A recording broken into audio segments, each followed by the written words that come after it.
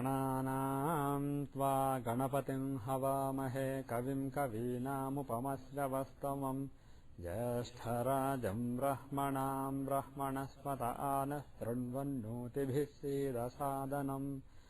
ॐ श्रीमहागणाधिपतये नमः। ॐ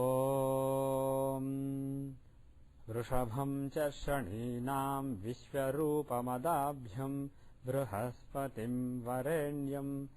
ॐ तद्विष्णोः परमं पदं सदा पश्यन्ति सूरयः दिविव चक्षुराततम्। ॐ श्रीं ह्रीं ज्योतिर्ब्राह्माय नमः। ॐ ऋषिभ्यो नमः।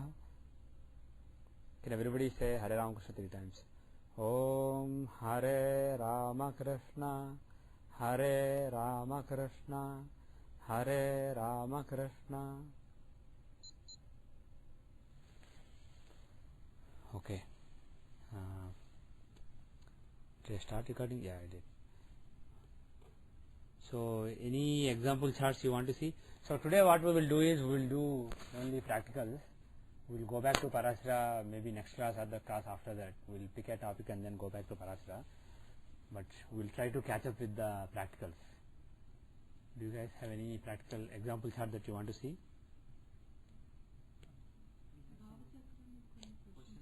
Okay, sure. That is also fine. I can answer questions.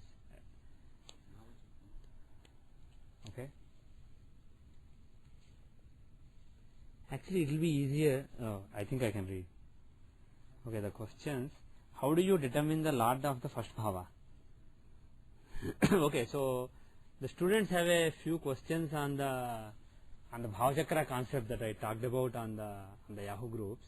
So we'll be talking about that. And for those who haven't seen the mails on the Yahoo groups, just to give a quick summary for those who are listening to the MP3 but haven't seen the Yahoo group mails.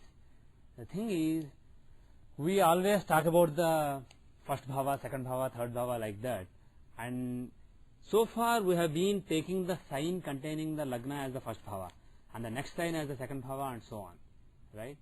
And the thing is that is one viewpoint, but there is one specific quote in Parasara in BPHS where Parasara says, in case a bhava extends across two, when a bhava extends across two signs, then he says something, this is what you do. So the thing is, he is considering the possibility that bhavas can be in multiple signs. That is one data point. The other data point is, he says you find the bhava chakra, you find the houses occupied by planets with respect to various lagnas, like special lagnas, Ghati lagna, Hora lagna, Bhava lagna, Pranapada lagna, etc. And he says you make special chakras with respect to each lagna. He says specifically bhava koshtha you make, a special chakra you make. Logically speaking, what is the need to especially make a chakra? If you just have one Rasi chakra, let's say a South Indian style Rasi chakra, you show lagna, you show moon, you show sun there, you show bhava lagna, hora lagna, you can look at it and see where different planets are, in what house they are. What is the need to actually make a special chart and store it on paper? What is the need for it? It doesn't make sense. Same thing with Sudarshan chakra. He says make 3 circles, 3 concentric circles, circular charts, and then divide them into 12 parts, and the planets who occupy the 12 houses from lagna, moon and sun will be shown there. So the thing is, you have a circle and you are counting from one starting point and you are counting 1, 2, 3, 4 anyway. So if there is a different starting point where moon is, where sun is, you can as well count. So what is the need to actually make 3 concentric circles and make a chart? So all these things are make you wonder, is there something else to bhava chakra rather than just counting signs? And then a few years back, what I realized is, in the chapter where he quantifies the aspects of planets, he says, depending on where a planet is, and his aspect on various points in the zodiac is having different degrees. From a planet, exact 180 degrees has 100% aspect, right? But if you go to 210 degrees, which is basically 8th house, it has 0 aspect. So it is graded from 180 to 210. And 240, there is a particular aspect. 240 degrees is basically 9th house, so that is half aspect. So at 240 degrees it is 0.5. So at 210 it is 0, at 240 it is 0.5, so he grades from 210 to 240. Like that, depending on the exact longitude of the aspecting planet and the longitude being aspected, there is a degree he gives. He says 0.5, 0.3, like that, 20%, 30%. So you can actually quantify the aspect of a planet on any point in the zodiac. And in the chapter before that, he talks about aspects based on the Rasis, sign aspect, the so-called sign aspects, and he calls them actually planetary aspects. For example, Aries aspects Aquarius, but a planet in Aries aspecting Aquarius as well as planets in Aquarius, he calls it planetary aspect only. Planetary aspect based on sign. And then he says, now I will tell you planetary aspect based on the houses from them. So he is saying, by counting houses from the planets, based on the exact longitude, you can count the aspect. I am going to teach you that. And then he says, all planets have half aspect on 5th, 9th, but Jupiter has full aspect. Mars has full aspect on 4th and 8th, and other planets have only 3/4. Like that, he gives the formula. And then when he actually defines how you quantify the aspect, there he says, from any planet basically, if you go 90 degrees, 120 degrees, there is a particular formula he gives. And then he says exceptions. If it is Mars that you are looking from, then the area from 90 to 120 is raised by 25%. Basically 3/4 to 100 correction. So if the aspecting planet is Mars, all the way from 90 degrees to 120 degrees, whatever value you got by default for all planets, you raise it by 25 percentage points, 1/4 basically. Like that for Jupiter, if you have Jupiter all the way from 120 to 150 degrees from Jupiter, starting from Jupiter's longitude, if you go to 120 degrees from there, starting from there till 150 degrees, those 30 degrees you basically raise it by 50 points. Like that, he gave specific guidelines on how to find the aspects. Now the thing is, he is taking the 90 degrees to 120 degrees from Mars as the 4th house from Mars. Earlier he said 4th house from Mars.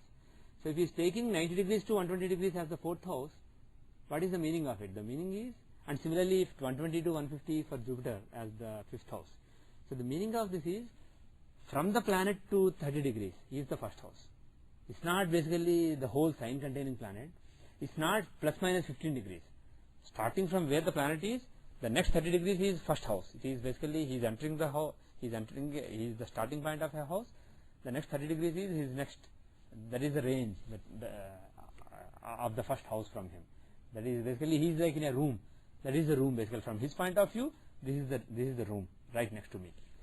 So 30 degrees from the planet is first house, and 30 to 60 is second house, 60 to 90 is third house, 90 to 120 is fourth house, 120 to 150 is fifth house, and so on.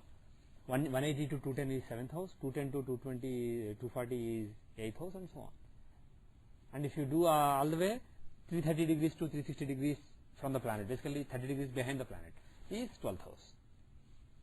And if you reckon like this is basically based on his guidance with respect to houses from Mars and Jupiter. This is crystal clear. So now the thing is, does it apply to every difference? Because he didn't specifically say for planets there is a different way. He said find houses, find in which house each planet is with respect to Mars, with respect to Sun, with respect to various planets for Ashtavarga, and also with respect to various special lagnas. He said you can make Bhavakoshta, and specifically from Sun, Moon lagna, he said you can make Bhavakoshtas and organize them as Sudarshan Chakra. So the thing is, assuming that there is only one way to reckon bhavas, then basically this is the way. And also if you do like this, if you find houses like this, then the first 7 houses from lagna will be 0 degrees to 180 degrees exactly, and the next 7 degree 180 to 360 will be 7th house to 12th house. And Shastras say 7th to 12th house are visible, and 1st to 7th is invisible. Now the thing is, if you actually look at the sky, if you lagna is where eastern horizon is, right? So if you take from lagna longitude, if you basically take 180 degrees before that, it is indeed invisible, whereas the 180 degrees above is indeed visible. Whereas if you take entire Rasi, as lagna, part of the first house is invisible. It is basically under the horizon, and part of the first house is visible. Similarly, if you take 15 degrees on each side of lagna as the first house.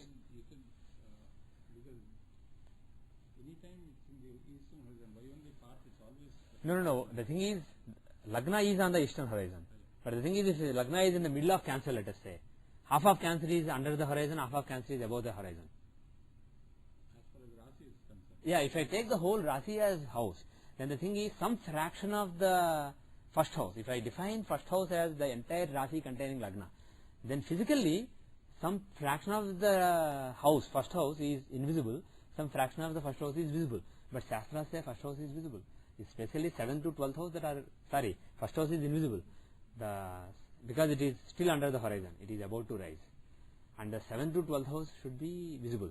Now even if you take not each Rasi being a house, but plus minus 15 degrees, Lagna minus 15 degrees to Lagna plus 15 degrees, if you define that as the house, because some people do that, then also 15 degrees of the first house is invisible and only 15 degrees of the first house is visible.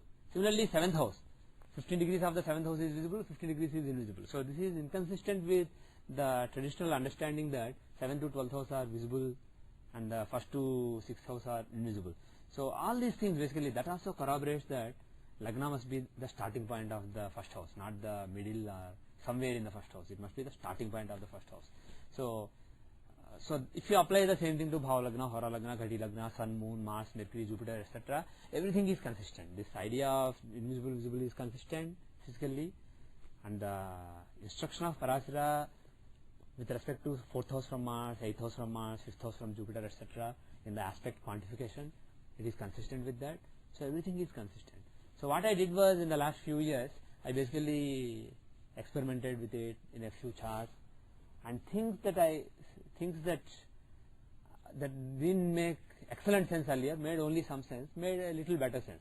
I still honestly say the astrology, like I said off the record in the last class, the Jyotirvidya that we know today is basically like it's a dim light. It's not really full light. The astrology that we know is half knowledge basically. It's not really perfect knowledge.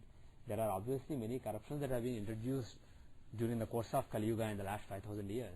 And if it is the desire of the Devi, if it is the desire of Krishna, and if it is the desire of Rishis, that the knowledge should be clarified more, I guess when the right time comes it will be clarified more. But my honest feeling is, astrology, despite our success, astrology as we know is imperfect. It becomes more and more perfect. So I consider this particular thing as an improvement.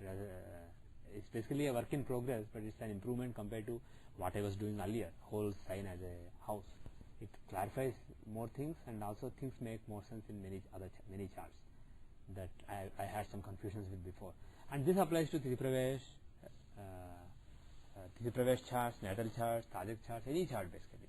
And interestingly, in Western astrology, I was told that this is basically what they do. They don't take 30 degrees as house. For them, houses can vary. One house can be 28 degrees, one house can be 32 degrees. So they do Sripati or Porphyry, Placidus kind of house divisions. But the thing is, at least they take Lagna as the beginning of the first house. The first house starts from Lagna. The next 30 degrees or 29 degrees or some degrees from Lagna define the first house. Similarly, not only in Western astrology, but Krishnamurti, in KP, Krishnamurti Paddhati, apparently Krishnamurti also, he doesn't take 30 degree houses, he takes Placidus system basically. Krishnamurti division is basically Placidus. So it is non-linear way of dividing the zodiac into 12 parts, 12 houses, but Lagna is the beginning of the first house. So basically it is not that we are the first to do it. There are already precedents. The only thing is, now that I can tie into what Parasara taught and tie into some traditional concepts like the invisible and visible halves of the zodiac, I am comfortable with it basically. And moreover, when I practically tested it on many charts, it made sense to me. So I basically adopted it. I chose to speak out on it. And I will show more examples of this and how it applies to Ashtavarga, all these things. Slowly I will basically talk about it. Like I said in my mail, this is a radical departure from tradition, whatever we've been doing so far. So, because it's a radical departure, obviously people will be very uncomfortable. Even I in the beginning was uncomfortable when I discovered the Parasara verse, and when all the rest of the logic fell in place, and when I realized what I was doing was wrong and this is the right way. It will take a little while to accept, and after I saw some examples where there was a clear difference between the two, it started to become more obvious. But Bhavachakra, when you say that is taking the house lord as the starting point? No, not house lord. Bhavachakra is basically a chakra that defines which planets are in the first house, which planets are in the second house, which planets are in the third house. First house for that? Pardon me? Where is the difference of the first house? Anything, Lagna, Bhava Lagna, Hora Lagna, Ghati Lagna, Sun, Moon. You can make a Bhava Chakra with respect to any reference. That is what Parasara said. He said you make a Bhava Koshtha with respect to special Lagnas, with respect to Sun, Moon. This is a new concept now because Bhava Chakra I have heard about. Yeah, see, That has been existing. Bhava Chakra people make, but the thing is the way they make is, either they take the first house to be the sign containing the reference, the whole sign, or they take plus minus 15 degrees. That is how they make the Bhava. That is how typically people make. And like I said, Krishnamurti takes the Lagna as the beginning of the first house. He does that. But the thing is, even for example, Patel, when he defined Ashtakavarga, he took Bhava Chakra rather than, but he took Bhava Chakra with respect to Lagna. From Lagna, 30 degrees will be, not 30 degrees, actually he took I think plus minus 15 degrees. But the bottom line is, he took a Bhava Chakra and he took it in Ashtakavarga. But my point is, when you say Saturn is auspicious in so and so house from Mars, you have to count the house properly, because Parasara said 90 to 120 is 4th house from Mars. So if Saturn is exactly at 95 degrees, but when you count the signs, if he is in the 3rd sign from Mars, we are so far in Ashtakavarga calculations, we are taking Saturn to be in the 3rd house from Mars. But from what Parasara gave, he is clearly in the 4th house. If his longitude difference from Mars is, let's say, 95 degrees, we may be taking him in the 3rd house, but he is actually in the 4th house, or whatever. Maybe I am changing it. Maybe you are getting it in the 5th house, but it should be 4th house. So the bottom line is, our Ashtakavarga calculations may be imperfect. So many things may be imperfect. For example, there is this tradition of finding the Murti of the planet, whether the planet is a Swarnamurti or Rajatamurti or Kansimurti or Tamramurti, etc. No, Swarnamurti, Rajamurti, Tamramurti, Lohamurti. These are the 4 Murtis. So to find it, we are always, when we say Saturn in the 8th house, if my moon is in Kumbha, when Saturn enters Kanja, I say Saturn has entered my 8th house, and I take his Murti based on when he is entering the sign, where moon was. But the thing is, that way for everybody born in Kumbha Rasi, it will be a same Murti. But the thing is, if you take these houses as defined by Parasara, if my moon is at 28.5 degrees in Kumbha, then only when he comes to 28.5 degrees in Virgo, he is actually entering the 8th house. Until then, he is not in the 8th house. So when he is entering that particular degree, when he is entering that, maybe you can find Murti then. As a matter of fact, when I tried like that, it made more sense in many cases basically. Now, in the same sign when Saturn is transiting, for the 2 people who are born in Kumbha Rasi, he may be in 7th house and 8th house for both of them, not in the same house. Also, he may be in a different, depending on the exact degree, he may be in a different Murti. For 100 people in Kumbha Rasi, Saturn, for all of them, Saturn may be in the 8th house when he is transiting Kanja, but for some of them he may be Lohamurti, some of them he may be Swarnamurti. So all these variations are going to come. So there is actually a lot, but I wanted to go slowly. Like I said, this is a radical departure, so I want to introduce each concept one by one. And obviously there will be some people who will be taken aback by all this, and also some people who think this is, see, always people are suspicious of things that they are not used to. But the thing is, this is not really my invention. I am only interpreting Parasara and also I am interpreting some things that are from tradition. So it's not really my invention. But anyway, so I'll answer the questions. So the students in the class have a few questions. I will try to answer some of them. How do you determine the Lord of the first bhava? How do you determine the Lord of the first bhava? So first bhava is basically starting from Lagna, going up to 30 degrees from there. And like I said in the mail, even though a house may be in 2 different rasis, the entry point of the house is basically the important. That is the one that controls the house. It is like basically that door to the room is controlling the room. Anybody who guards that, he controls who is in this room and when they can be sent out, when they can be sent in, etc. So the one who controls the door. So Lagna, the sign Lord where Lagna is posited, he is the Lord of the first house. Similarly, if you take 30 degrees plus Lagna, wherever that point falls, that is the most important, most significant point of the second house, because that is the entry into the second house. So the Lord of that sign is the second Lord, and so on. And you can do this not just from Lagna, from any reference. When you take Mars, for example, exactly where Mars is, the sign Lord is first Lord from Mars, the next sign Lord is second Lord from Mars. You take, say, for example, from Mars. Let's say Mars is in Aries at 26 degrees. Okay, so Mars himself is the first house Lord from Mars, because Aries. second lord is Venus. So nothing has changed basically. It is similar to what we were doing earlier, as far as the lords of the house are concerned. So we will take from where the Lord is. You take where the reference is, whether it's Mars or Lagna or Hora Lagna, take the reference. The lord of that sign will be the first house lord. 30 degrees from there, that will be the next sign, obviously. Even if it's 29, Yes, even if it's 29, even if it's the end, basically, he is controlling that. What would be the difference between a native, if a native longitude of Lagna Yeah. is 29 degrees Compared to, compared to 15 degrees? If you draw the Bhava chart, yeah. presuming that the rest of the planets are wherever they Right. are. Now the issue will be, even though in a particular case, let's say Lagna is 29 degrees in Aries. So even though his Lagna Lord is Mars, there may be several planets in Lagna, in first house, not Lagna but in first house, who are controlled by Venus. Their first house Lord is Mars. Venus is not first house Lord, but there may be several planets in the first house for whom the dispositor is Venus. So there is, that way there will be some Venus influence through the planets occupying Taurus part of the first house. So there will be some influence of Venus on Lagna through those planets. But he is not the Lord of that first house in the He is not the Lord of the first house, but he is the Lord of the sign containing those planets. So he is the Rasi Lord of the, he is the Rasi Lord of those planets. Those planets are in his house. So in other words, the room basically may be controlled by, let's say Mars is at the door, he is guarding this room. So Mars is the first house Lord, he is guarding this room. But several people who are in this room, they may be paying their rent to Venus. So they will listen to Venus basically. So Venus has a say on what they do. So if there are planets in Taurus, in first house, then through them Venus can affect the first house. That is the bottom line. Okay? How has this to be interpreted with respect to the normal Rasi? For example, in the Rasi chart, There is no normal Rasi chart, really speaking. the Bhava is okay. Because whenever Parasara says, he doesn't say if a planet is in Aries, this is the result. I mean, those are also there, but those are only rudimentary results.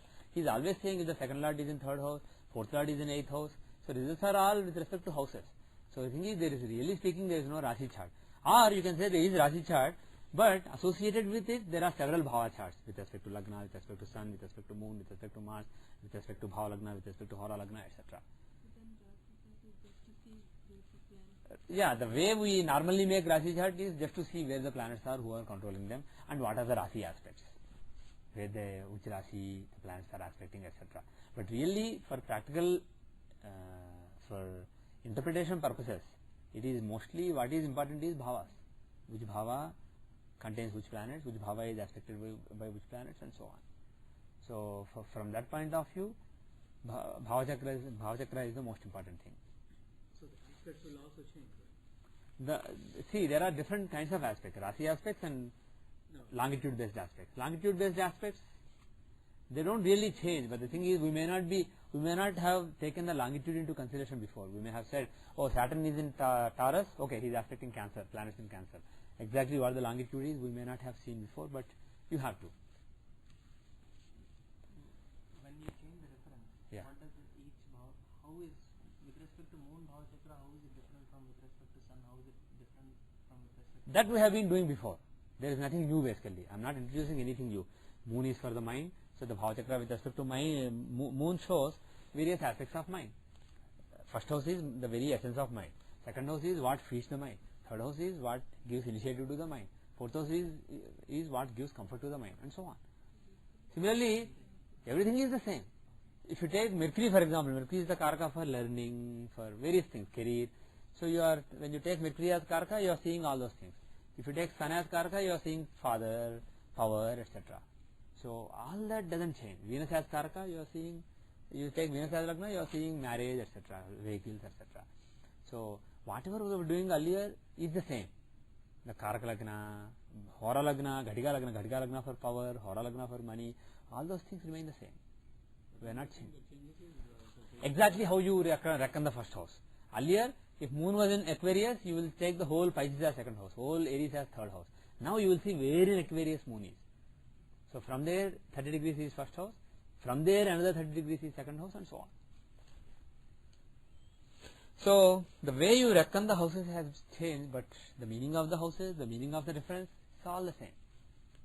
So we are just refining what we were doing earlier. We are not radically changing it from that point of view. But the thing is, the refinement is so big in some cases, in some border cases, especially the closer the planet is towards the end of the sign. The refinement is much higher, bigger, so that will be resisted by some people. So next question is the place. One more thing before you go to Yeah. when we say the Bhavachakra is there, by default when we say is there only one, there are multiple Bhavachakras you can make. Yeah, yeah. Yeah, yeah. But when you by default say Bhavachakra, is it always referred to from Lagna. Is Lagna, there yeah. one? Is there one The default Bhavachakra is from Lagna. from Lagna? Yeah. And is there, Because that's the most important difference. are there names for different Bhavachakras that are drawn? No, there are no names. Parasara only said, just like you make from Lagna, reckon where the which houses planets occupy with respect to these references, special Lagnas, and make individual Bhavakosthas. That is his instruction. He didn't say any name. But obviously you can call it Bhavachakra from BL, Bhavachakra from HL, Bhavachakra from GL, Bhavachakra from Mars. You can give your own names. But the thing is, he didn't give any specific names. They are just Bhavachakras with respect to various references. Each Bhavachakra consists of a reference, and it consists of 12 houses, each house having some planets. That is the bottom line. That is the abstraction. The next point is, next question here written is, the placement of the planets would change if they are more towards the 30 degrees. The placement of the planets would change if they are more towards the 30 degrees. Not necessarily. If they are, it's the opposite. This was the extension of the previous question. Okay. The next question is, as a matter of fact, the way you can find the houses is, take the longitude of the reference. Suppose Lagna you are seeing. Lagna is at 18 degrees. Any planet which is above 18 degrees, it is in the same house as you would normally see based on Rasi, each Rasi being a house. If Lagna is, let's say, Aquarius 18 degrees. So a planet is in Aries but above 18 degrees, then he is in third house only. Because from Aquarius, Aries is the third sign. But if a planet is below that degree, you push it back to the previous house. So a planet in Aries at, let's say, 12 degrees will be in the second house. So it's actually very easy. If you look at the longitudes, it's very easy to look at the Rasi chart and figure out the house chart, Bhavachakra, manually, with respect to any reference. Just see the reference longitude and take all the planets which are below it, push them back to the previous sign in your mind. And then there is a Bhavachakra, but I'm not sure if it's perfect. No, there is also ascendant at the beginning of Lagna is also there for Krishnamurti. If you go to houses, That doesn't change. that changes actually. It does work. Only problem is sometimes I found when I tried it, Lagna is sometimes in the previous house. It should be applied only to planets, but when you do a comparison of the longitude of Lagna with Lagna, sometimes the comparison was probably coming to the previous sign. So I had to figure out what's going on. Yeah. But the thing is, it's very easy to do manually if you're just doing manually. Okay. Then it may be gone. Sorry. For Mahapurush Yoga, you need planet to be in a quadrant and also Mula Trikona or one sign or exaltation sign. Both. So it has to be house based also, it has to be in the. So basically, it's not just based on the Rasi occupied by the planet and the Rasi occupied by the Lagna, but also longitude of the Lagna. Lagna longitude has to be such that the planet is in the right part of the sign. How much Mahapurusha is? That is not necessarily based on longitude. How much Mahapurusha is based on strength of the planet, etc. But the condition now will become more stringent. Sometimes, let's say Jupiter is in let's say Sagittarius, but let's say he is at 10 degrees Sagittarius, and Lagna is Virgo, let's say, but Virgo 20 degrees. Then Jupiter is in third house, so it's not Mahapurusha Yoga. That's the thing. Okay. Now, what is the next question? How would one interpret the Bhavachakra? We will see more examples later, but the thing is, it's basically as we did earlier. Only the reckoning of the Bhavachakra has changed, but not the interpretation. If a yoga is seen, the Rasi chart, and the same yoga is annulled in the Bhava chart, what does that indicate? The thing is, No yoga is really defined in Rasi chart. Yogas are defined based on bhavas. So it is actually the bhava chakra in which you see. Rasi chart doesn't matter. A lot of the answers. Okay. All already there. Okay, that's fine. I'll just read them. What is the symbolism of the bhava chakra? Well, I don't know how to answer it, but bottom line is, it is in astrology the 12 houses represent 12 different angles of basically 12 aspects relating to yourself. Some relating to dharma, some relating to artha, some relating to kama, some relating to moksha. And those are seen from the bhava chakra, not really Rasi chakra. Rasi chakra only shows which Rasi planets occupy. What is the symbolism of the bhava chakra? Does one also need to draw the bhava chakra with respect to lagna, moon, sun and special lagnas for the divisional charts? Yes. The thing is, in divisional charts, Parasara did mention about bhavas. He did say which planets being in specific houses in the divisional chart. He did mention that. And also, he mentioned aspects in the divisional charts. He mentioned Monotrikona exaltation in the divisional charts. So the thing is, all these indicate that you have to be able to do whatever you do in the Rasi chart, also in the divisional chart. So my recommendation is, look at the divisional longitude. The thing is, if a planet is in Taurus Navamsha, it's not like any planet who is in Taurus, it is in some part of the Taurus. So there is a longitude associated with the planet. And you may say, how can there be a longitude? This is not real Taurus, this is an abstract thing. But the thing is, this abstract thing has been mapped back to the physical Taurus. Even though Navamsha positions of planets are abstract, they have been mapped back to physical positions.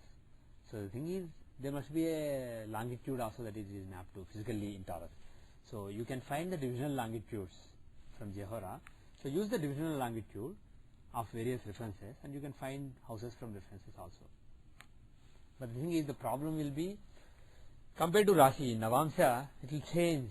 See, within 14 minutes, the entire 30 degrees are going to be covered, right, in the Rasi. And depending on where the Lagna is in the 30 degrees, different planets will move back. They will be either in the 6th house or 7th house. They will be either in the 9th house or 10th house. The house occupied by various planets will change by one. As the Lagna progresses further, some planets will go back to the previous house. When Lagna is at the beginning of the sign, basically the houses occupied are based on our previous understanding, taking each Rasi as a house. But as Lagna progresses in the sign, in the Navamsha sign, slowly one planet after the other may go back to the previous house compared to what they were earlier. So the thing is, it may be possible to see, oh, he got a new job in this planet's Dasa, this planet's Antardasha, this planet's Dasa gave some trouble. So this planet has to be not in the 9th house but 8th house, but still this planet has to be in the 5th house, not in the 4th. So like that, basically this can be used in rectification sometimes basically now. But the thing is, the exact house occupied by various planets can change now. But there is only one. It will either remain the same as before or change by one, go back by one. Those are the options. Those are the possibilities. But again, you can do the same thing from moon, same thing from various references. What does the bhava chakra with respect to various planets suggest? Which is answered. Do we see argalas, drishtis, debilitation, exaltation in the bhava chakra?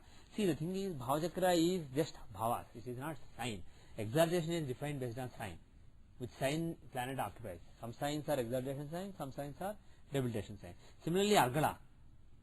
How is argala defined? Is it based on rasis or is it based on the houses? Actually, argala is based on houses. Yeah. Planets in the 4th house, 2nd house, 11th house have argala. So it is based on the argalas actually. So the thing is, it is actually applicable in bhava chakra. So look at argalas in the bhava chakra. But Rasi aspect, exaltation, debilitation, see it in the Rasi chart. Okay? Yeah. It was mentioned that your basic Rasi chart is what the environment that you are in. Yeah. And your bhava chart is what you perceive that environment to be. And a lot of things in that context. So all of our questions are actually related to that. I see. So that was the basic. Okay. And hence the reason why what we were presuming is we want to find out which one is the final. See, the thing is, because the word bhava means meaning or concept, or it means concept. So because of that, some people may have thought that Bhavachakra shows your concept, your perception, what you want, like that. Some people may have interpreted based on the name like that. But the bottom line is, Parasara never said there is a Rashachakra and also there is a Bhavachakra. You have to use Rashachakra for this and Bhavachakra for this. He said, make Rashi chart, make Navamsa chart, make Hora chart, which basically tell you which sign is occupied by a planet in that chart. So you are making a Rashi chart, you are making a Navamsa chart, a Hora chart, a Drakana chart, and so on. And then he is saying, okay, fine, now find which houses are occupied by various planets with respect to Lagna, with respect to Hora Lagna, Ghadiya Lagna, Sun, Moon, Mars, etc.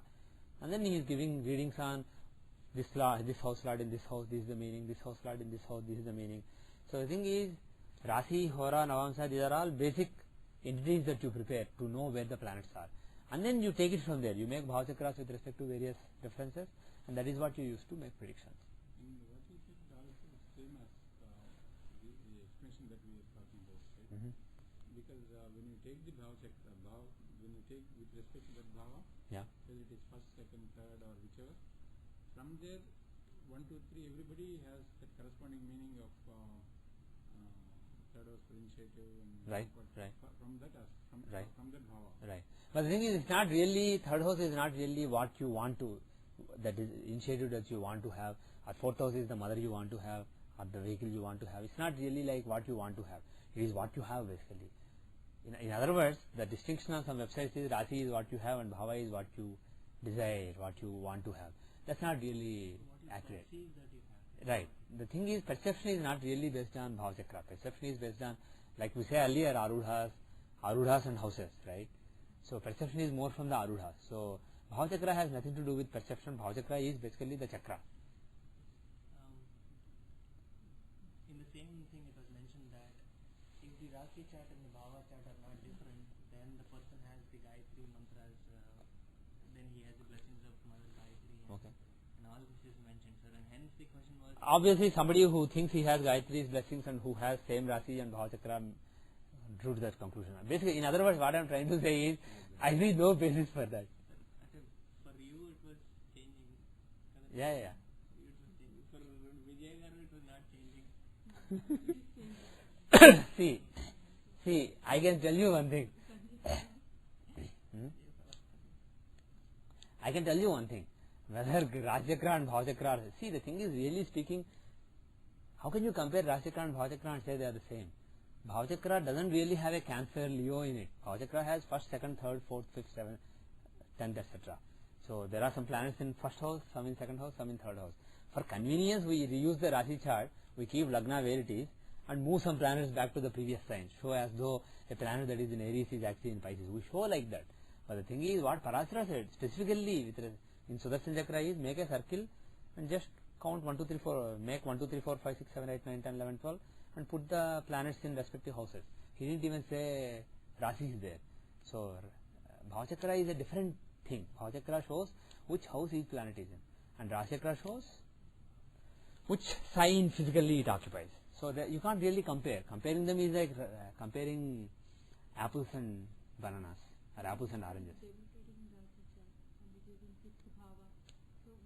He is still debilitated. If the planet is, let's say Saturn is in Aries, and when you make the Bhavachakra, it shows as though he is in Pisces. He is not in Pisces, he is in Aries only. But he is in the house that you normally associate with Pisces. Suppose somebody has Lagna in Scorpio, right? So Aries you take as the 6th house. But to represent the fact that he is in the 5th house, when people show the chart, they show Saturn in Pisces. It's just our representation. He is not in Pisces, he is in Aries only. It's not that Bhavachakra shows him to be in Pisces. Yeah, 5th house has Saturn in Aries, who's debilitated there, period. And whose dispositor is Mars. So Saturn in a Martian sign, debilitated, is in the 5th house, which is ruled by Jupiter. That is the bottom line, okay? So they are basically two different charts which are showing two different aspects of the information. But the thing is, if you know the longitudes also, if the longitudes are also marked in the Rashi chart, you can deduce the Bhava chart. You don't need to make a special chart. But instead of storing the longitudes there, you are basically making a chart of storing it. So that is the bottom line. So there is no question of comparing Bhava chakra and Rashi chakra. The thing is, it's not a modified Rashi chakra. It is a different chakra showing different information which is derived based on the Rashi chart and longitudes. And So, and also if Rasi chart and Bhava chakra are the same, like I said, it's a stupid comparison, but assuming you can compare. Basically, if every planet is above Lagna in longitude, it doesn't mean anything basically. It doesn't mean you will have blessings of Gayatri or Savitri or Krishna or Surya or Kumara. It's basically somebody's idle mind, somebody's creative mind basically came up with it. It has no meaning. And I know people who actually did experience several things with Gayatri who don't have Rasi chart and Bhava chakra being the same. I know several people who have a clue about Gayatri. So there's nothing like that. It's just, don't worry. So keep doing Gayatri even if your Bhava chart is different from Rasi chart. Actually, for Gayatri mantra's blessings, you need Gayatri mantra is sun basically. So also it is considered Vedamata. So Jupiter and Ketu are important. There has to be some influence of Jupiter and Ketu on the either Lagna Lord or fifth house or some house that shows your personality or your mantra. There has to be some influence of Jupiter Ketu. Then you are basically proficient in Veda mantras. You have an understanding of Veda. That is one thing, Jupiter and Ketu. Secondly, Sun is the deity, Savita. Savitri Gayatri mantra is basically a mantra for Savita. And Savita is actually, there are several ways to look at it. One is Hasta. If you look in the Nakshatra Chakra, Hasta is the Nakshatra owned by Savita. So, for example, I have so much attachment to Gayatri. For me, any homa I do, at the end I meditate with Gayatri. I may have done a different mantra. When I do, for example, Bhagavad Gita homam, I may have, you read the Bhagavad Gita, you do Samputikarana with Klim Krishna Govinda Gopijan Vallabhai Swaha.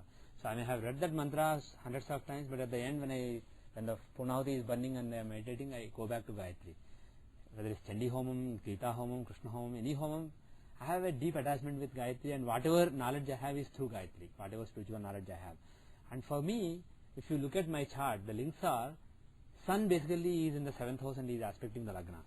So there is a solar aspect. Sun is the only planet who is basically having a full aspect on Lagna. That is one thing. And also my Lagna is in Hasta Nakshatra. Hasta Nakshatra is owned by Savita. Actually, if you see another example, this person who, Swami Vivekananda, Narendranath, he was a great worshipper of Savita. For him also, he used to do Chandipat and other things, but Gayatri was his favorite mantra. Whenever he wanted to chant, he would chant Gayatri mantra. So he also had a deep attachment with Gayatri mantra. If you see his chart, he has Sun in Lagna. He has Dhanur Lagna, having Sun in Lagna. He is Atmakarka too. And moreover, his moon is in Hasta. Just like my Lagna is in Hasta, in this case his moon is in Hasta Nakshatra, in the 10th house or whichever house, 9th house or whatever. He is in Hasta. So the thing is, if you take two examples of people who have an attachment with Gayatri, Hasta is standing out, and also there is some influence of Hasta on the in this case on the mind, in my case on the intellect, and also there is influence of Sun on Lagna. So influence of Sun on Lagna or 5th house or 5th lord or Lagna lord, influence of Hasta Nakshatra. These are the things that you should see, rather than. And in my case, Lagna has Kartari from Jupiter and Ketu. Ketu in 12th house and Jupiter in 2nd house. One planet there, one planet here. So because Lagna has Kartari of Jupiter and Ketu, it is as though Jupiter and Ketu occupy my Lagna. So they influence my intellect. So for that reason, Jupiter and Ketu combination is good for Vedic knowledge. So for that reason, some Vedic verses I can visualize. When I meditate for a while, I can understand the meaning. So I have a Runa basically. I have some connection with the Vedas. So that is because of the Jupiter Ketu influence. So those are the things that are important, rather than Bhava chart, Rasi chart being same. Your Bhava chakra, your Lagna has Jupiter and Ketu. Jupiter and Ketu. Ketu cannot be. Cannot be. Bhava chakra, Ketu cannot be. He has to be in the 12th house, right? Okay, so we answered the questions. So do you want to see any example charts from either with respect to the houses or in general? On what? Panchangam, sure, go ahead. Misrani, Panchanga, yeah. So Vijay has a question on Panchanga. Uttarashada is whole day on the 31st today. Yeah. And it also tomorrow it's all the way up to 7:50 if you go to September 1st. Yeah. So that is the next morning, right? The star indicates. I think 7, yeah, the star is misplaced, I believe. Okay, It should be 750, not star. Okay. Yeah, sunrise, there is some bug. I have to look at it. Okay, that was my. Yeah, it's a bug. It cannot be. Yeah, that's what I thought. It cannot be today. Yeah, if you make the chart for today, like tomorrow, September 1, so you can see Uttarashada till 750. There is no star there. So for the second day, basically in the chart, I think there may be a bug with the star. This is the latest version, right? Right.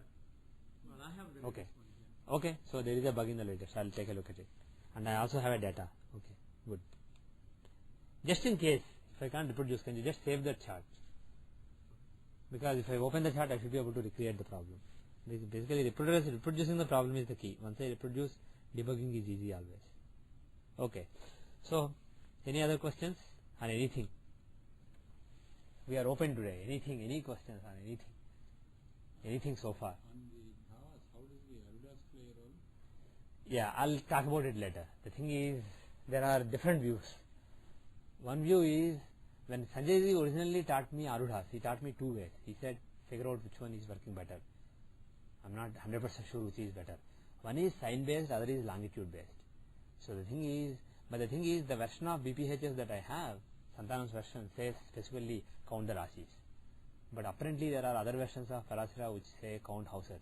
But the thing is, irrespective of what Parasara said, I did experiment both the approaches programmatically.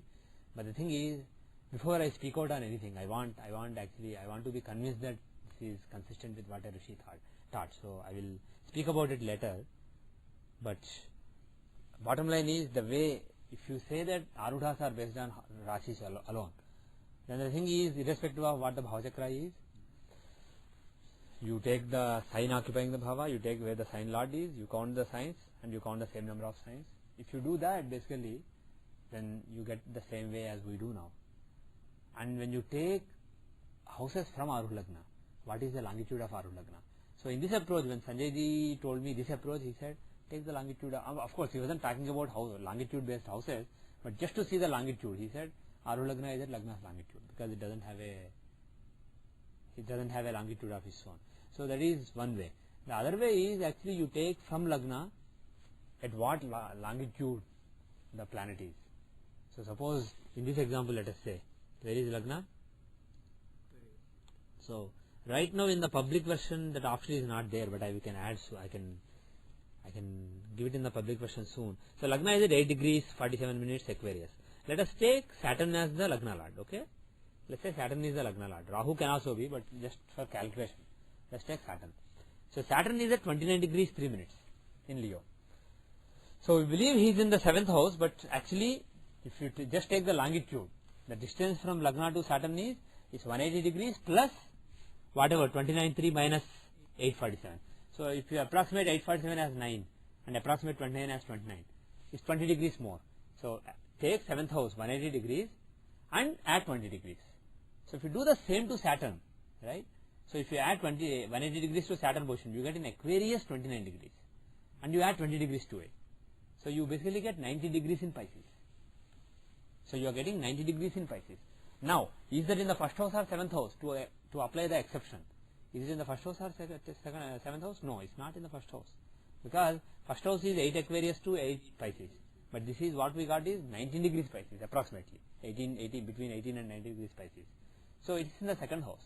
So now that is your Aruh Lagna. You don't have to basically take the 10th house or 4th house, or you don't have to add further 90 degrees or 270 degrees to it.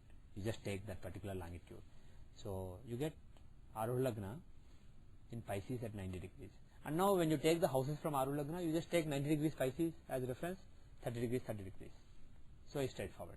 And when you do this, see, normally the Arudha of a house, right? Arudha of any house can be only in certain houses from it. Like, it can be in the 1st house, it can be in the 3rd house, it can be in the 5th house, it can be in the 7th house, it can be in the 9th house, it can be in the odd houses. And the exceptions are if the planet is in the same house, it can be in the 10th and 4th. So basically 1, 3, 4, 5, 7, 9, 10, 11. These are the possibilities. So like this, if you basically take the Arudhas of the Lagna and 7th house or Arudha of the Lagna and 4th house, there are certain relationships that are normally happening. Like for example, Arudha Lagna, AL and A7 being in Shashtashthakas is almost ruled out. It can happen when the exception applies, but the probability for that happening is low. But further, there are some specific results given in the Shastras, AL and A7 being in Shashtashthakas. But with this, AL and A7 can be in Shashtashthakas, the probability of that is much higher. It's not a rare incident anymore. Because now you are taking the exact longitude. See, Lagna Lord is in the 7th house. But still, Arudha Lagna didn't come out in Lagna when you did the math. It actually came in the 2nd house. So, depending on the exact longitudes, it can be plus minus 30 degrees. So the bottom line is, any house can have Arudha Lagna. Arudha Lagna is not restricted to certain houses from Lagna. It can be in any house from Lagna.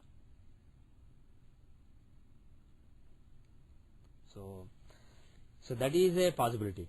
And actually you can experiment in some charts, some known charts, and see which Arudha Lagna, especially when doing longitude based and doing sign based, you get different sign, different planet being the Arudha Lagna Lord. You can experiment with some charts and see which one fits the image better, and which one explains the life, the dashas, etc. When there was a lot of money coming in, when there was a loss, etc. When there was a fall, which one makes more sense. You can experiment, and I will give my view a little later. Any other questions?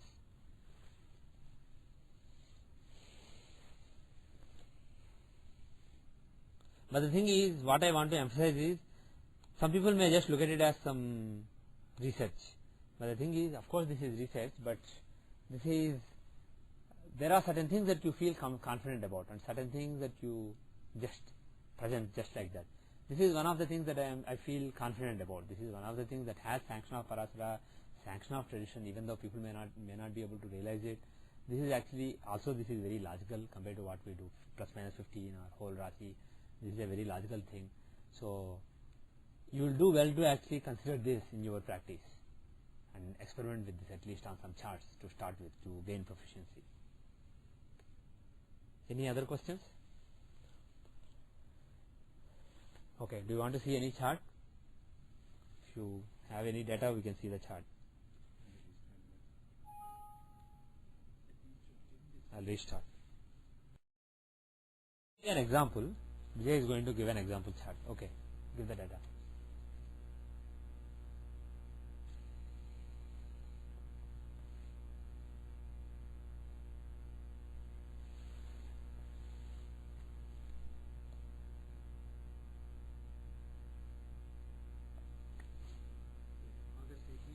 August 18, happy birthday. 1989. 11:37 p.m. Okay. Wilmington, Delaware. Oops, sorry. Male or female? Female. Okay. It's a boy. Okay. One sec. Wilmington, Delaware. Oh. Okay. Let us first save this. How do we save this? Tarun. T-A-R-U-N or T-H-A? Okay, Tarun. J is example chart.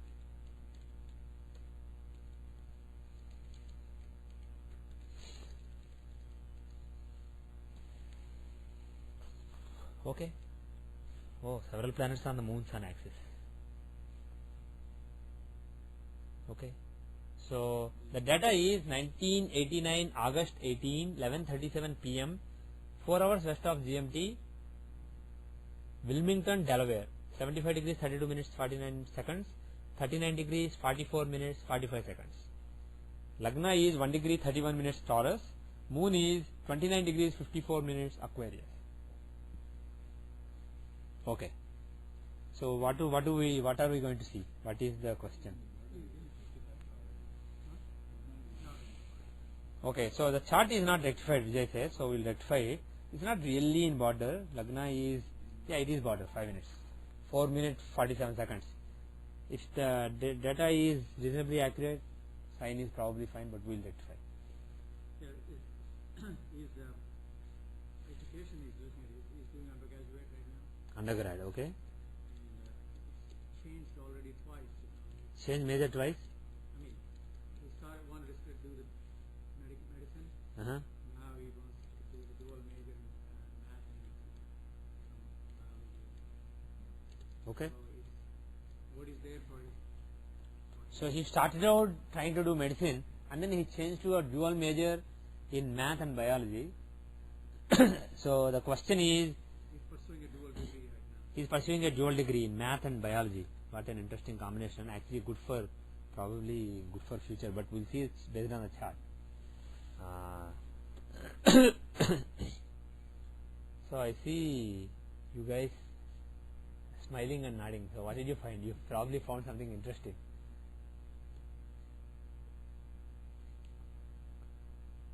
Okay, so luckily or unluckily, this is not an example for the house system that we were, at least in the Rashi. It's not an example for the houses that we were talking about earlier, because Lagna is at the beginning of Taurus. Whole Rashis are basically houses, so that's fine. Less complication. So we can just take the Rashi chart. By the way, Rashi chart and Bhavajakar chart are similar. Same. Not if it is 5 minutes earlier. Yeah, right. Yeah. Okay. So Siddhamsa, let's see how much border we have. That will be probably less. 51 seconds earlier, the Siddhamsa Lagna will change, and 3 minutes 7 seconds later. So Siddhamsa is right on the border, so we are not sure of the Siddhamsa. Let us draw some conclusions based on Rashi alone. Okay? So what can we see?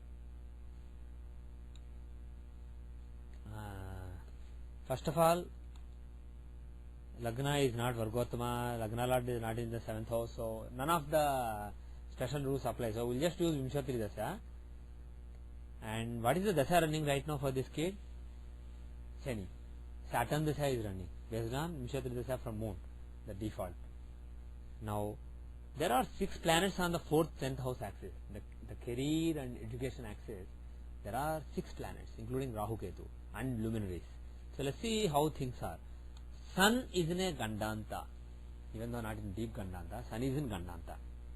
The 4th Lord Sun is in Gandanta. That is one observation. Then who else is there?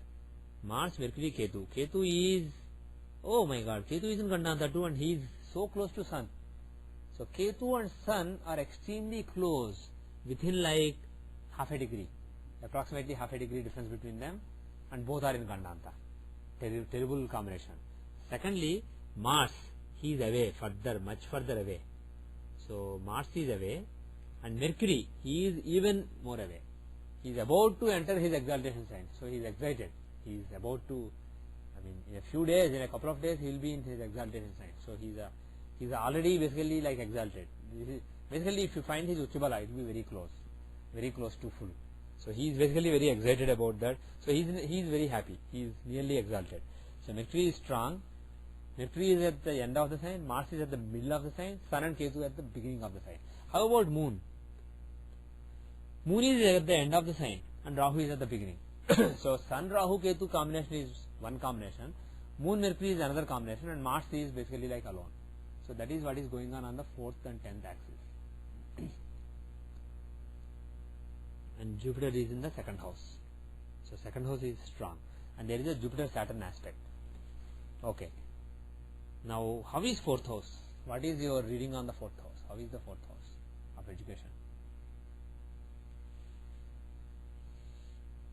How is the 4th house? Is it strong or weak in the Rashi?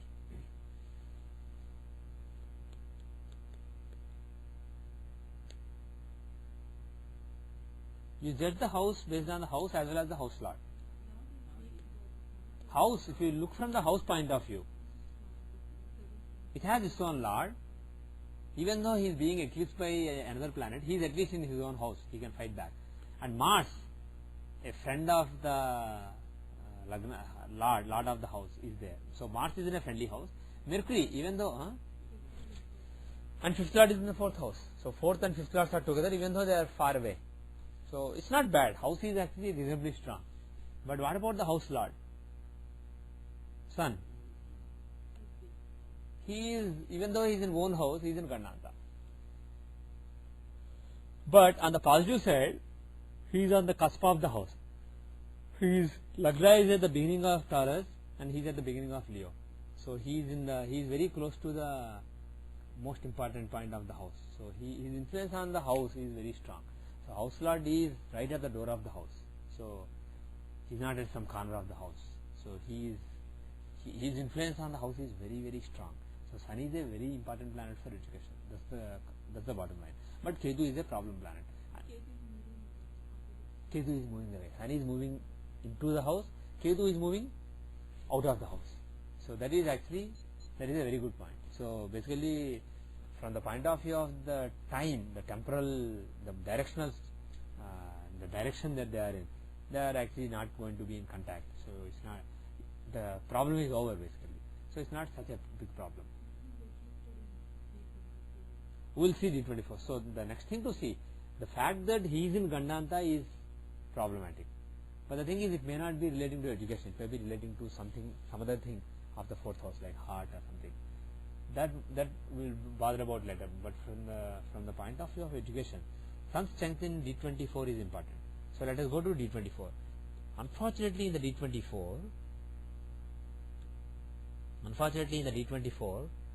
Sun is afflicted by Rahu and Ketu.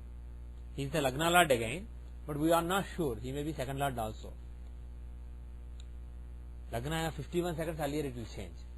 So this may be Leo or Cancer also. Basically the first 1 degree 15 minutes will be Cancer Navamsa, and from 1:15 to 2:30 will be Leo Navamsa. So we are at the border. So now the only thing we know about his education is he was doing medicine. He was trying to do pre-med, and then he switched to math. And very good in the math. He's good in math. Okay, he's very good in math. That's a good data point. Okay, now let us see Siddhamsa. And how was his basic education before he came to bachelor? So he's a top of the class kind of guy. Okay, basic ed, top of class. Okay. Actually, ed may be confusing. I'll say basic ed, edu. Okay. So in basic education, he was at the top of his class. So he had a good education. Now, if the Lagna is Leo or Cancer, which one will explain that better? See, basic education basically happened. He was born in 89. So 93 to 2012 Saturn Dasa. So throughout his basic education, it has been Saturn Dasa that has been running. Saturn Dasa throughout the education. And he is saying that this Dasa has been quite good for the basic education. Now for basic education, for Saturn Dasa to be good, which Lagna would make more sense? Should it be Cancer or Leo?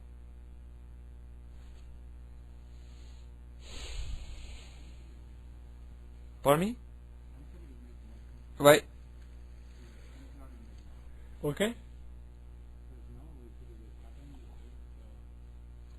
Now Saturn is 6th and 7th Lord in 12th house, right? 6th Lord in 12th house with 12th Lord, Viparit Raj Yoga, but basically he's saying he was top of the class. It doesn't sound like a Viparit Raj Yoga.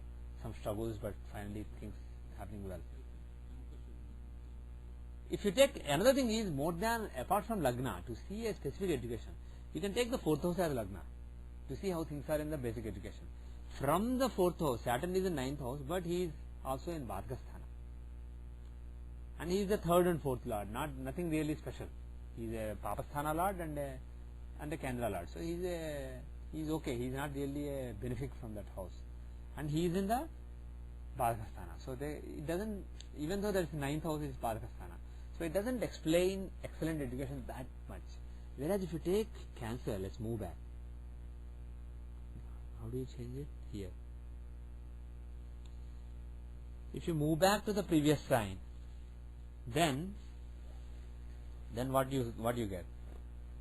You get the 4th house. The 4th house will be in Libra.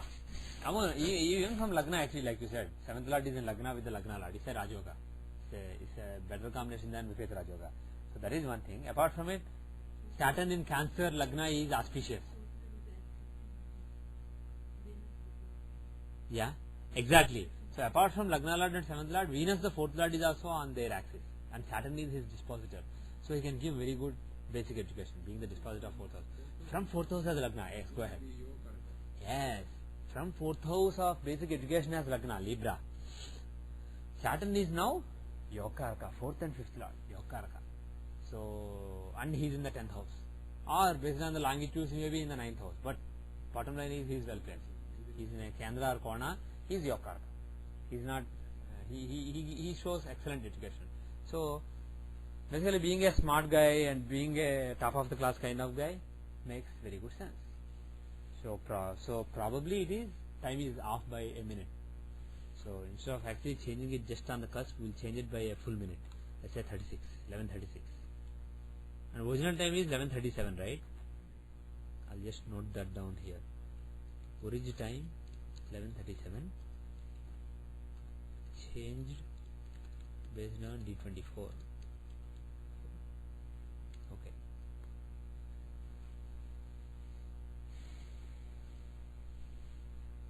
Cool. So we are comfortable that this is right, or are we? Could it be further wrong? Let's say, what about 11:31?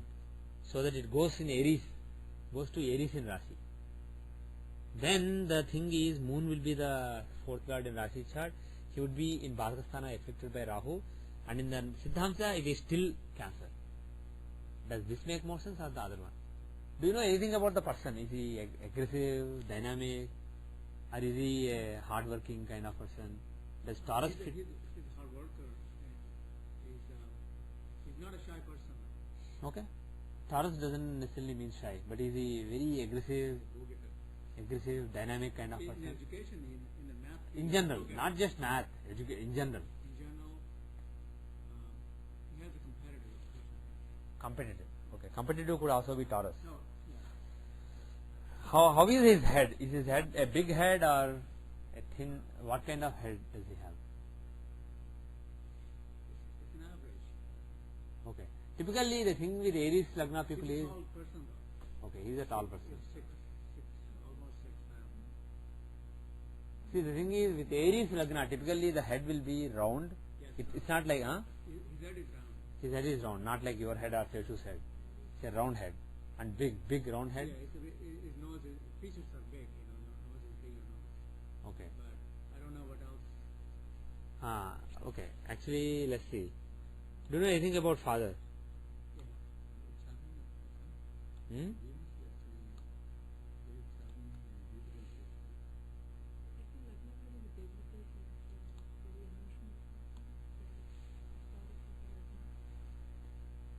Why?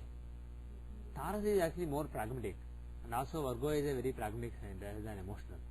Pisces, Scorpio, Cancer, these are emotional signs. Yeah, possible.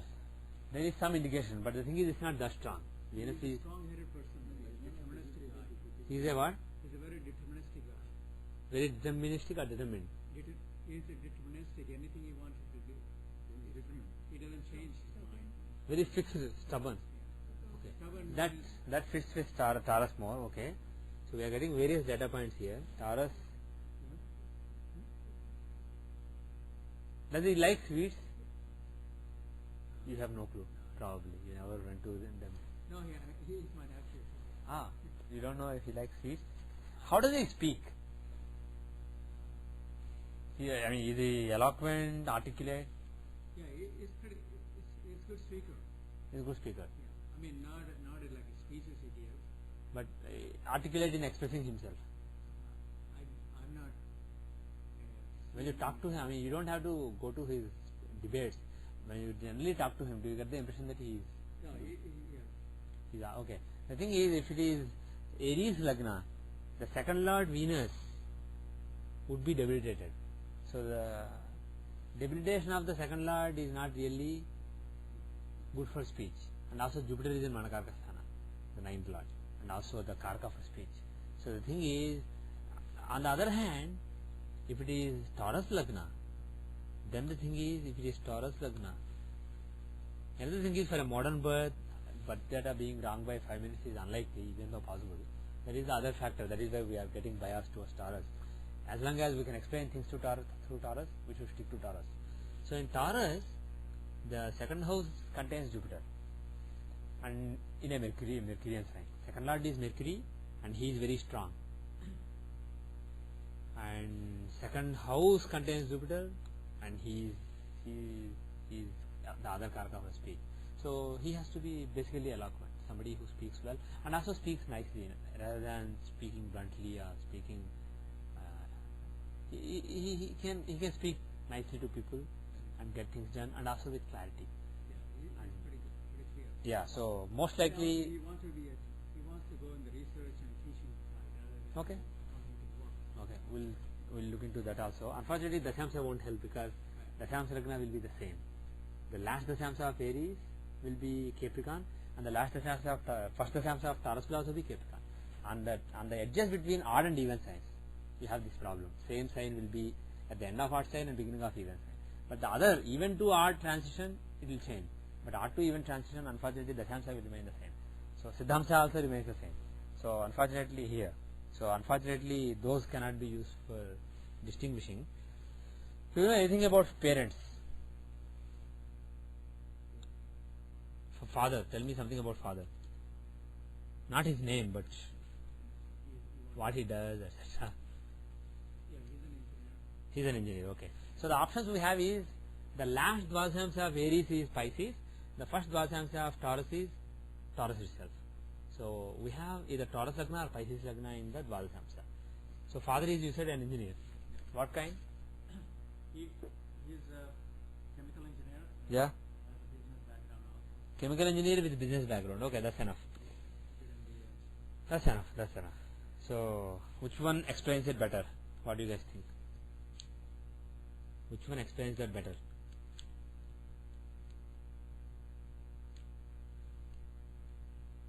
An engineer.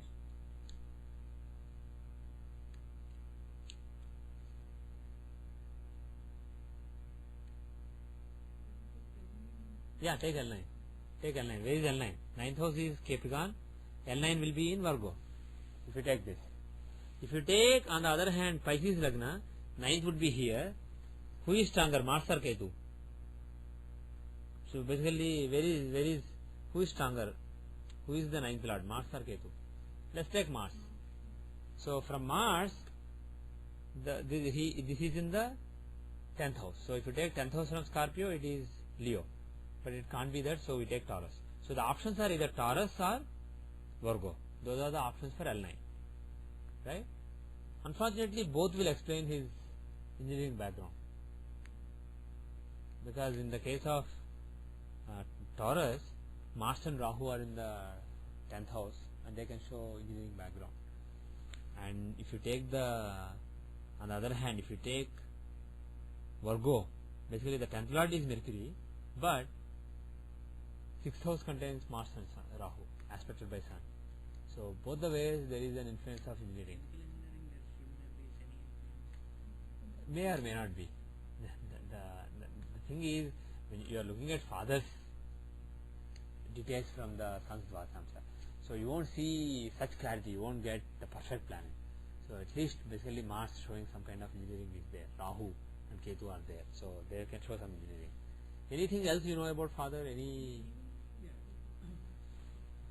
When he came to US, or actually anything you can say, is he hardworking person, stubborn person, intelligent person? He's also very good in the math, and he also did the teaching profession even though engineering.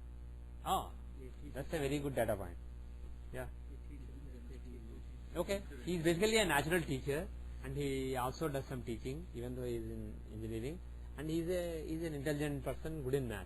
Now, if you take Virgo, Jupiter in Lagna, so basically in general a respected personality and also a teacher-like personality, and Mercury is the Lagna lord, so an intelligent person, and the 10th house is basically owned by Mercury, and Mercury can show like an academic career, and also Jupiter is in the Lagna, so he can be a teacher. So this would make, and also Venus is aspect in the 10th house. Venus is the other teacher. Jupiter and Venus are the teachers. So, and more importantly, influence of Mercury shows academic orientation basically in the career. So this one explains things better. So let's stick to, based on this, based on other things, Let's just stick to the Taurus Rashi for Lagna. Now let's go back to Dvadashamsa. So what are we trying to see here? So what is our goal? We want to advise him on his education. So like we said earlier, for basic education, Saturn is a Yokarka. But how about the bachelor education? The Dasha running right now is still Jupiter, still Saturn. How is it for bachelor education? Bachelor education is seen from Pisces, not Libra anymore. And unfortunately, in the case of Libra, Saturn is Yokarka, he is disposed of the Lord of Libra, he is in a Kendra from Venus and all that. But from Jupiter also he is in a trine, he is not bad. But he is the 11th and 12th Lord. He is not really a great planet. He is a functional malefic from the 9th house as well. Right? So he is showing some problems. He is not really that smooth.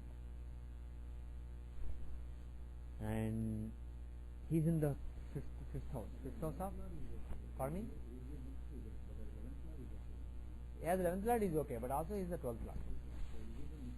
He gives mixed results, right? So it's not really. By the way, looking at this chart, what education is actually suitable for him? The strongest influence on the 9th house. Moreover, the Sun happens to be the Karyasha, so he is a very important planet. And also he is the second Lord. In case there is a master's education, Sun is the one. So he is the connection between second house and 9th house, bachelor education and master's education. So that Sun is affecting 9th house. So medicine is a possibility. Surgery, that kind of things are a possibility. But unfortunately he has actually moved on to something else. Unfortunately, he moved on from pre-med into math and medicine, biology. Right. We'll give our advice. But let's see how how math and biology fit here. Yeah, Ketu and Mercury show math. Ketu is aspecting, Mercury is also having Rashi aspect and having Akala. So there is an influence of Mercury Ketu. See, the thing is, in dual sense, there are 5 planets. So Mercury is actually a pretty decent planet. He is giving Vimala Yoga in this Siddhamsa. But the thing is, being the Karyasha, Sun is a key planet. And his being with Rahu and Ketu, even though it's an affliction, it can show a good surgeon. Let's see that up. Excuse me. He is the 4th Lord in Rashi. Basically, he is the controller of education. So him being with Rahu and Ketu, and he also having a link to the second house. That is the other point. Mercury doesn't have a link to the second house. So if he does math, there is Argala, but it's not a strong link. Whereas if he goes to surgery, medicine, etc., there is a good chance that he will continue that in the masters, etc. But can his career be as a surgeon? Or let's go to the career now. Based on Siddhamsa, everything makes sense. Medicine is fine, math is fine, but let us see the Dashamsa and see what career he is likely. Okay? In the Dashamsa, what is the Lagna?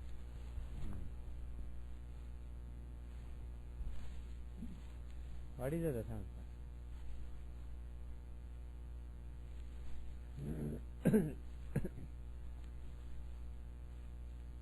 Dashamsa Lagna is Capricorn. So how are things? Actually, let us see if we can apply the houses thing. Because we have already changed the time by 1 minute, let's assume the time is accurate. It may be further 1 minute back, but let's assume that it's accurate. So in D10, Lagna is at 12 degrees Capricorn. It may be a little further, but it can't be before that. Okay? So 12 degree Capricorn. And most planets are above. But Mars, Mercury and Jupiter, they are below. Right? Mars, Mercury and Jupiter, when you find their houses from Lagna, you have to move them to Mars, Mercury and Jupiter, move them to previous time, mentally. Okay? Other planets are in the same houses. Okay. Now in the Dashamsa, Lagna contains Mars, but he is in the 12th house. But actually, if time was a little further back, another half minute back or so, he would actually be in the Lagna itself, not in the 12th house. So we don't know for sure if Mars is in 12th house or Lagna. There is no way to be no. There is no way we can know for sure. If there are some events that we know from his career, we can figure out. But right now, based on what we know, we can't figure out. So he is on the cusp. He is either in the 12th house or Lagna or a first house, but he is exalted. If he is in first house, he will give Rishika Yoga. Otherwise, he doesn't give Rishika Yoga, but he is an exalted planet. Now, the Lagna Lord is Saturn. The Lagna Lord Saturn is in the 4th house. Who shows the career? The 10th house is owned by Venus. The 6th house is owned by Mercury in the 5th house. Or 4th house. Probably 4th house. So Mercury is the 6th Lord. He is in the 4th house. And Venus is the 10th Lord. Who is showing career here? How do you see the career of this person?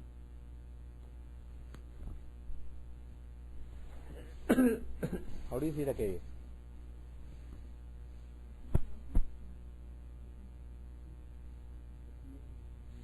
Yes, very good point. Compared to the 6th Lord Mercury, who is not really particularly strong, he is in a friendly sign, he is in a Admitra Rasi, but he is in 4th house. 10th Lord? 10th Lord Venus is not in a friendly sign, and he is aspecting Lagna. That is a good point. He has a close aspect on Lagna. So 10th Lord is 7th house. He can give some business relating to Venusian area. So there is a chance of some Venusian business, but he is not tying into the education. The possible.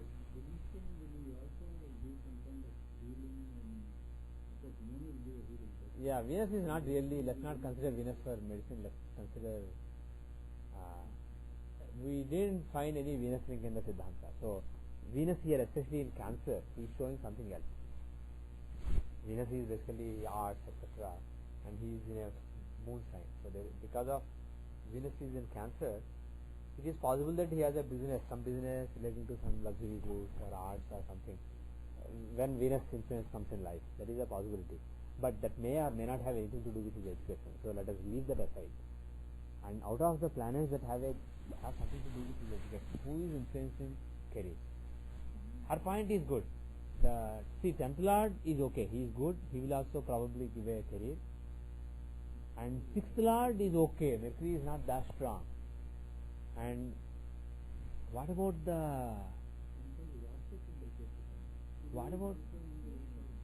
pardon me? Guru is also in the 8th house. Yeah. Right, but the thing is Rahu, second Lord is in the 2nd house, like she said. Second Lord Rahu is in the 2nd house. So 2nd house is very strong. So the thing is, basically 2nd house is about resources and money, and 6th house is overcoming obstacles, and 10th house is accomplishment. Everything besides career. Here 2nd house is strong. So basically the resources that you have for doing your work, that is what defines your work. Especially if you are a surgeon who does some sophisticated surgeries, then 2nd house is obviously probably in some cases even more important than 6th house and 10th house, etc. So from that point of view, it is possible that Rahu in the 2nd house will decide her career. In that case, Sun is aspecting. Sun from own house, giving Sarla Yoga, is aspecting that Rahu. So Sun Rahu Ketu in combination, which was also in the Siddhamsa, which is also in the Rashi chart, in the house of education, that is repeating on the 2nd house of earning in the Dasamsa. So there is a chance that if he actually studies math, we are not sure what kind of career he will have as a math teacher or math researcher. It's not that great. Yeah? No, the thing is, when you have a Sun Rahu Ketu combination, you don't really pick Ketu and say this is a case of math. And especially Ketu also shows math, but Mercury is more karga of logic, analysis, etc. So even though he is strong in Siddhamsa, he is not that strong in the Dasamsa. So he can study math, but it may or may not be it may or may not define his career. Whereas if he goes to education, if he goes to surgery, if he goes to medicine, especially focusing on some field where he can do a lot of surgeries, complicated surgeries. Yeah. there is a good chance that he will have a good career in that line. So from that point of view, my suggestion would be, looking at all the factors, my suggestion would be, unless he is too bored with it, surgery is the right thing for him. Medicine is the right thing for him. He will be a pretty decent surgeon. Basically, there is Sarva Yoga given by Sun in the Dasanta, which is in age, so he will do well.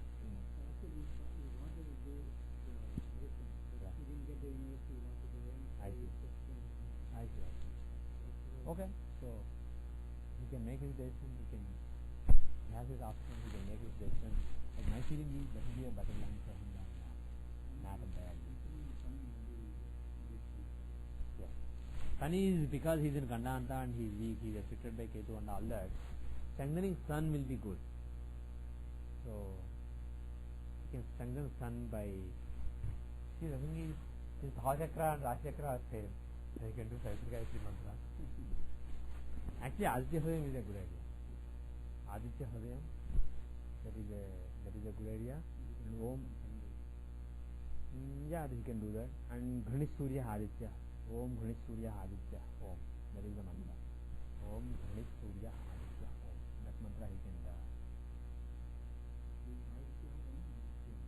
Aditya, Om Ghanit Surya Aditya. Om. Basically all in Prathama Vibhakti. Normally mantras you say for Surya I pray, or for moon I pray, for this planet. These is either like for or to or of. There is some Vibhakti. Here it is in Prathama Vibhakti. It is basically, it's not saying to sun or anything, it's saying Sun, Surya, Aditya. That's it. In Hare Rama Krishna it's actually Sambodhana Prathama Vibhakti. It is O Hari, O Rama, O Krishna. You are actually treating him as different from you. You are calling him on. So that is a mantra of calling the God on. Even Hare Rama, Rama Rama, Hare Hare, you are calling on the God. It is in the Sambodhana Prathama Vibhakti. Here it is in Prathama Vibhakti itself. Just declare he is there, Sun is there, that's it. You are just saying Sun, that's it. You are not saying to Sun, person. So it's basically a declaration of Sun, existence. And Sun is basically the Prathama, he is the ruler of the Lagna. He is the significant of Lagna, first house. So you are just declaring his existential mantra. It's not on the first house. So anyway, so Om Ghanit Surya Aditya Om, that mantra. Actual mantra is Ghanit Surya Aditya, Om Ghanit Surya Aditya, but it's a good idea to add Om at the end also. So, yeah. Okay, good.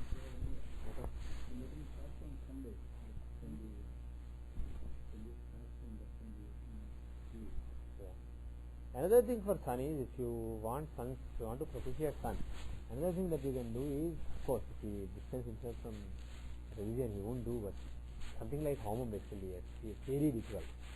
It will basically, if you propitiate Sun, fire is basically a small representation of Sun.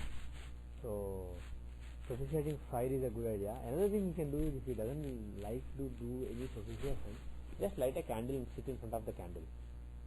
So just light a candle or deepam, sit in front of the deepam and keep looking at it. That will strengthen the Sun inside. That is a good idea. Actually, with the lamp there is a specific mudra called Samhi mudra that can be practiced. But bottom line is, he doesn't need to do anything. Just sit in front of the candle, stare at the candle, and think of God in whatever terms he has. In whatever terms he visualizes God these days, whatever his idea of God is, just contemplate on that idea, but keep staring at the candle as much as you can without blinking your eyes. That will be a good remedy for strengthening the Sun. And of course, if he has inclination, doing any mantra for Sun, Aditya Hridayam, Guru Surya Aditya, that is definitely beneficial.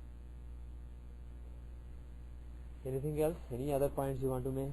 Any other comments? Actually, he said he has turned away from everything religious. Is there any religious potential, spiritual potential in the chart? What do you think?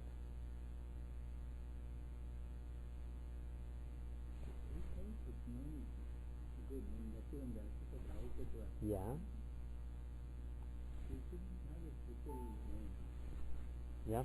Yeah, in the Vimshamsa, in the Rasi, Saturn is in the 8th house. and the fifth Lagna Lord is in the fifth house. In Vimshamsa, the eighth house has eighth Lord Moon in Manakarka Sthana, and he is aspected by Rahu, Ketu, Sun, Venus, everybody there. So there is a very powerful combination on the eighth house. So it's not bad at all. Spiritually, there is potential. It's not, even though he is not into religion right now, he may be. He may be in future. Maybe this is not the right time. Maybe this is not the right time. Maybe when the right. See, for example, this time, Taurus Dasa, all the planets, 4 planets in the 12th house. So some change will happen after 2012 and before 2020. Some change will happen with respect to religion and spirituality. He will become more spiritual. So anyway, all these things don't matter. But if he is not inclined in God, fine. No need to do a mantra. Just look at lamp. Or even looking at the sun basically in the morning and doing some Surya Namaskara, some physical exercise, looking at the sun is not a bad idea. But also looking at a lamp is a good idea. So all the best to him. I think he will do well in education. Career, actually, what do you think? Is it a great career or average career? Honestly, forgetting that he is a nephew of one of our friends. Yeah, it does look average. The Lagna Lord is debilitated, even though there is Nichavanga, he is debilitated, Lagna Lord. And overall, there is no planet that basically stands out as really powerful in the chart. Even though Sun, Rahu, Ketu combination is showing a Sajjan, they are on the 8th house axis. Sun is in Gandanta in Rashi chart. And in the Rashi chart, 10th house has Moon and Rahu combination. So overall, by the way, that also is, there is a Sun Rahu axis on the 10th house in Rashi also. So surgery seems like the best career for him, but he will be an average surgeon. He will not be like a great big shot or famous guy. He will do okay. Second house is very strong. That is the strongest house. If you ask me, 8th house, even though 8th Lord is in 8th giving Sadhayoga Sun, he is afflicted. He is not clean. He is afflicted. Whereas Rahu is clean. Even though Sun is affecting him, he is at least alone in the sign. He is in his own house alone.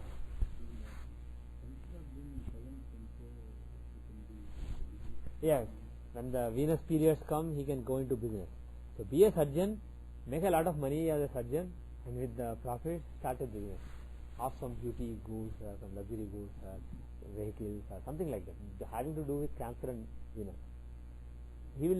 That will be quite useful to him, especially in the Venus Dasha. How old will he be? 11 plus 30, 47 years of age. So he would have made enough money as a surgeon. Have a business in Venus Dasha. No, actually, seriously, he is very strong. He is affecting Lagna.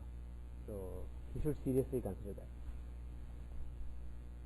Any other points? You guys found something you were... 7th Lord? Yeah, that's the other thing. So Venus is in the 7th house and 7th Lord is in the 11th house. It's good for money. So Venus Dasha, Venus Moon Antardasha, like that basically. So he should really go for business, but not anytime soon. Ketu is definitely not for business. Mercury is also not really. So focus on surgery, focus on medical career, and slowly rise in the career and make enough money. And hope that Obama doesn't reform the healthcare so much that his potential to make money comes down drastically, like in some European countries. And hope he makes some good money, and then when Venus Dasha comes, start some business. Any other comments?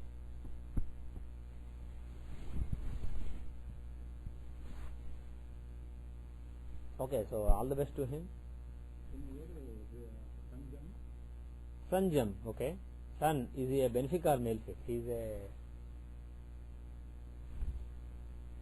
Functionally, is he a benefic or malefic? 4th house. For a benefic, it is for a natural benefic. 4th house is a malefic house.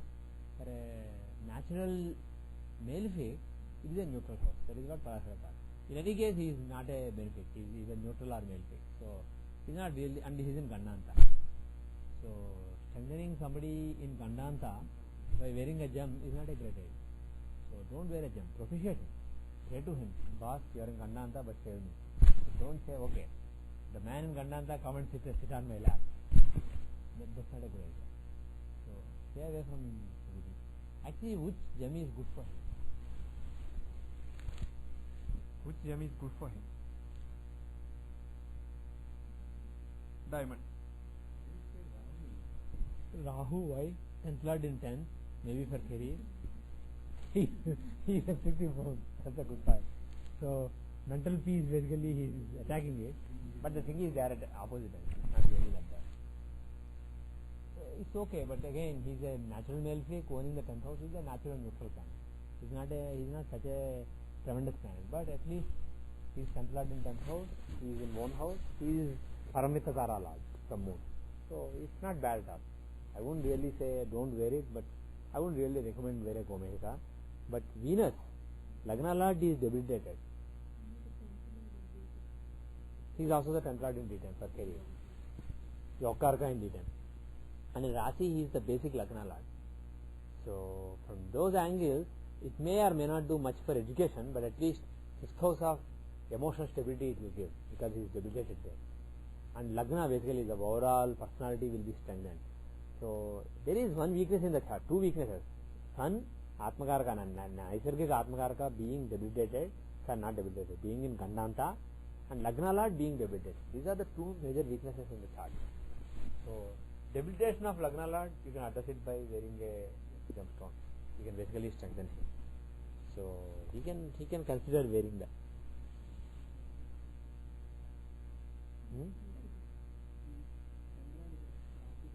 Yeah. Yeah. Yeah. Wouldn't that be one? Yeah, there is cancellation of Nija, absolutely. There is also Mercury is in a Kendra from Lagna. So there is a cancellation of Nija, no doubt. Yeah. There is a cancellation of Nija, but the thing is, there is some weakness in terms of the overall personality. So that can be strengthened. So wearing a diamond is a good idea, and doing propitiation of Sun is a good idea. So all the best to him. But if at all he can somehow go back to medicine, medicine is the best for him. Okay. So with that we will end today's class. Om Sarvam Shri Krishnarpanamastu. Loka samasta sukhino bhavantu. Sarve dharmika jana sukhino bhavantu. Yavad bhumandale sanatana dharmo vadhatu visheshatah bharatakhande. Om Shanti Shanti Shanti.